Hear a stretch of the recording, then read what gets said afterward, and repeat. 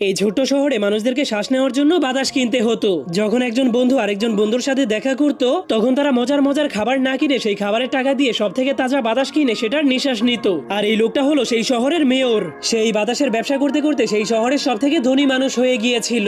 কিন্তু একদিন সে খবর পেয়ে যায় যে টনি নামের একটা ছেলে পৃথিবীর সর্বশেষ একটা বীজ খুঁজে পেয়েছে, আর যদি সেই বীজ থেকে একবার গাছ হয়ে যায় তাহলে পৃথিবীর সব মানুষেরাই ফ্রিতে বাতাস নিতে পারবে।